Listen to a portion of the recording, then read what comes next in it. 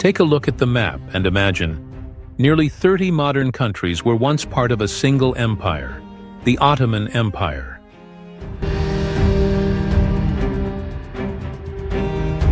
From a small frontier principality, it rose to become one of the most powerful empires in history, spanning over 5.5 million square kilometers. If it existed as a modern nation today, it would rank as the 7th largest country in the world, significantly larger than India, which ranks next. But how did the Ottomans rise to power?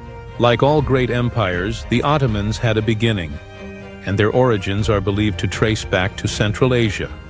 They were nomadic people known as the Western Gökturks, who in the 10th century fled oppression from the Tang dynasty and migrated to Persia. Over time, they expanded westward into Armenia and Anatolia by the early 11th century. These expansions inevitably brought them into conflict with the Byzantine Empire, also known as the Eastern Roman Empire, a once mighty power in the Eastern Mediterranean that had already begun to decline by the 11th century. In 1071, they dealt a crushing blow to the Byzantines at the Battle of Manzikert, paving the way for the establishment of the Seljuk Sultanate in Anatolia. However, after the Mongol invasion in 1243, the Seljuks fragmented into smaller principalities known as the Beyliks. It was in the year 1299 that a local leader of one such beylik in Anatolia, Osman I, founded what would become the Ottoman dynasty. He declared himself Sultan, the first king of this rising empire. Osman swiftly expanded Ottoman territory along the edges of the weakening Byzantine Empire, and within just a few generations, this tiny principality had outgrown its rivals to become the vast Ottoman Empire. But how did they manage such a meteoric rise? The answer begins with timing. The Ottomans emerged during a period when the Byzantine Empire was crumbling, and the Seljuk kingdom was in decline. Anatolia had become a patchwork of Turkish-controlled lands, with power ripe for the taking. Osman capitalized on this opportunity by forging strategic political alliances and waging wars with neighboring states. He prioritized military and political advantage over ethnic or religious divisions. Osman was especially skilled at building beneficial political and trade relationships, whether with fellow Muslims or people of other faiths. His most powerful tactic? Recruiting skilled mercenaries into his forces. At first, Osman attracted fighters with promises of sharing the spoils of war. Later, his growing fame, earned through victories against the Byzantines, became a magnet in itself. The Ottomans had no hesitation in choosing sides when it suited them, only to shift alliances later when the time was right. Unlike many neighboring states, the Ottomans avoided direct military rule. Instead, they developed a legal administrative system called the millet, which allowed different regions to govern themselves with a degree of autonomy. This decentralized system made it much easier for the Ottomans to manage their vast and diverse empire. In 1326, following the death of Osman I, his son Orhan ascended the throne. Under Orhan, the Ottomans began expanding aggressively across the eastern Mediterranean and into the Balkans. Their first major push was into the Balkans, in southeastern Europe, a region where no local army could resist the rising power of the Ottomans. But what made their army so formidable? One key factor was the elite force known as the Janissaries, founded by the third Ottoman Sultan, Murad I. Thousands of Christian boys from villages across the Balkans were taken during conflicts, converted to Islam, and trained to become the empire's most loyal and disciplined soldiers. Remarkably, these once enslaved boys could rise to occupy the highest offices of the state, even the position of Grand Vizier, second only to the Sultan himself. By the mid-1300s, the Janissaries had become the empire's first standing army, always ready to fight and fiercely loyal. Meanwhile, local leaders in newly conquered territories were often encouraged to convert to Islam in exchange for administrative positions within the Ottoman government. Non-Muslim communities, such as Catholics and Jews, were granted religious freedom, though under certain conditions, such as paying special taxes and being excluded from military service. This is how the sultans built a strong and pragmatic political military system. By the late 14th century, the Ottoman Empire had either absorbed or conquered most of the Anatolian beyliks and expanded deep into the Balkans. They captured Thessaloniki, a key city under Venetian control, in 1387, and Kosovo, the heartland of the Serbs, in 1389. These victories laid the foundation for the Ottomans' further conquests into Europe. In 1396, a massive crusader army attempted to halt the Ottomans, but suffered a crushing defeat at the Battle of Nicopolis, the last major crusade of the medieval era. Between 1389 and 1402, Sultan Bayezid IV doubled the empire's territory, pushing its borders farther than ever before. However, just as the Ottomans were focusing on expanding westward, a powerful threat emerged from the east. In 1402, Timur, Tamerlane, launched a surprise attack and captured Sultan Bayezid IV at the Battle of Ankara. His defeat triggered a devastating civil war over the Ottoman throne that would last for the next 10 years, from 1402 to 1413, nearly bringing the empire to collapse. During this chaotic period, the Ottomans lost key territories in the Balkans, including Thessaloniki, Macedonia, and Kosovo. The crisis only came to an end when Mehmed I ascended to the throne and began to rebuild the shattered state. Later, under the rule of Sultan Murad II, the empire began to recover. Between the 1430s and 1450s, Murad II gradually reclaimed the lost territories and stabilized the empire. But even that was not enough for a true Ottoman resurgence. They needed something else, something far more symbolic.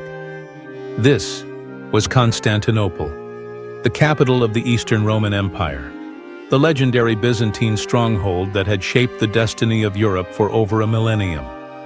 No fewer than 23 different forces, including the Ottomans under Murad I himself, had tried and failed to conquer this fabled city. Constantinople had stood strong for over 100 years, ever since the 5th century. And then came his son, Sultan Mehmed II, later known as Mehmed the Conqueror. He vowed to accomplish what his ancestors could not. Ascending the throne at a young age, Mehmed II would go on to become one of the most brilliant and visionary rulers in Ottoman history. In March of 1453, 80,000 Ottoman troops began marching toward Constantinople, just 238 kilometers away. To prepare for the siege, Mehmed hired a Hungarian engineer named Orban, who forged some of the largest cannons the world had ever seen. While gunpowder artillery had already existed for centuries, these cannons were unlike anything previously imagined. One of them, called the Basilica, measured 8 meters in length and could fire half-ton stone projectiles. These monstrous siege weapons had never before appeared on a medieval battlefield. Alongside the massive cannons, Mehmed II also employed Serbian miners to dig tunnels beneath the city's defensive walls. But perhaps his boldest move was a daring naval maneuver. He ordered his fleet to be transported overland, bypassing the defensive chains guarding the harbor, and launched a surprise attack from the Golden Horn, a direction the Byzantines never anticipated. After 2 months of intense siege, in the spring of 1453, Constantinople fell to the Ottomans. The city was soon declared the new capital of the empire and given a new name, Istanbul. At the time of its conquest, Constantinople was a mere shadow of the Byzantine glory it once represented. But under Ottoman rule, it flourished. Constantinople was chosen as the new capital not just for its symbolic significance, but because of its strategic geographic position, commanding the eastern Mediterranean and acting as the key trade crossroads between Europe and Asia. The capture of Constantinople marked the true turning point in the rise of the Ottoman Empire, transforming it into a dominant power in southeastern Europe and the eastern Mediterranean. From this point on, the empire entered a golden age, not only expanding its territories, but also fostering incredible growth in economy, arts, and architecture. Artisans and craftsmen from across Europe, Africa, the Middle East, and Central Asia poured into the empire, contributing to a rich cultural fusion.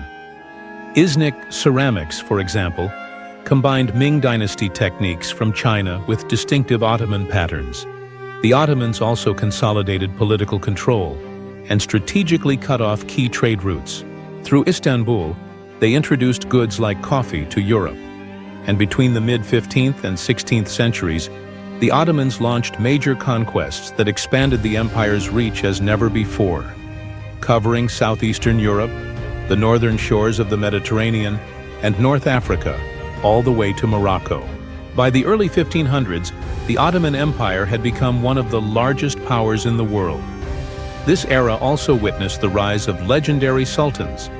One of them was Sultan Selim I, who in 1517 conquered Egypt, Syria, Arabia, and Palestine. These conquests made the Ottomans the uncontested gatekeepers of trade in the Middle East. Simply put, no one could move east or west without passing through the Ottoman Empire. As a result, they dominated the overland trade routes that linked Europe and Asia.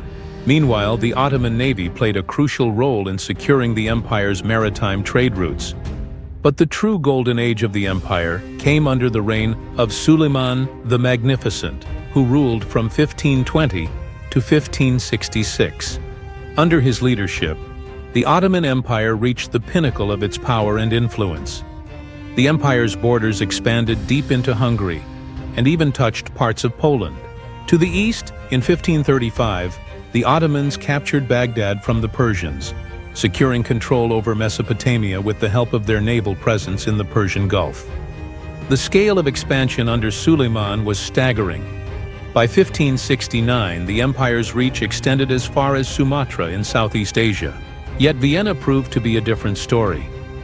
In 1529, the Ottomans laid siege to Vienna, but were forced to withdraw due to harsh weather conditions. In 1532, 25,000 Ottoman troops launched another campaign against the city, but once again, they were repelled. Despite failing to capture Vienna, the Ottoman Empire still flourished under Suleiman's rule, achieving extraordinary heights in economy, politics, military, society, and science. By the time Suleiman I passed away in 1566, the empire's population had reached over 15 million people. In the years that followed, though victories continued, the empire entered a slow and steady decline. By the early 17th century, after centuries of expansion, the empire began to show signs of overextension. The military was stretched thin, fighting simultaneous wars against Austria and Persia, draining the empire's resources and weakening its eastern and western frontiers. Naval power, once a cornerstone of Ottoman dominance in trade, also began to fade.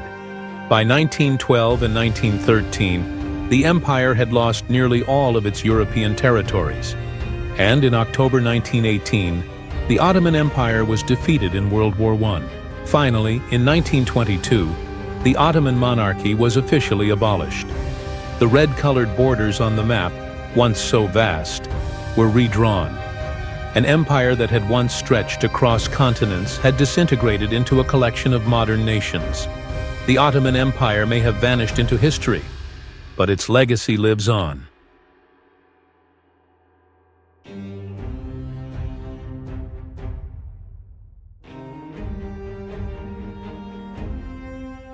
Fascinated by ancient mysteries and forgotten civilizations? Curious about the hidden truths buried in time? Like this video if you're intrigued by the unknown. Subscribe to PHT Eternal Mysteries and join us on deep dives into lost history, unsolved enigmas, and secrets the world forgot. Drop a comment with your thoughts or your favorite historical theory. PHT Eternal Mysteries, where history comes alive and the hidden is revealed.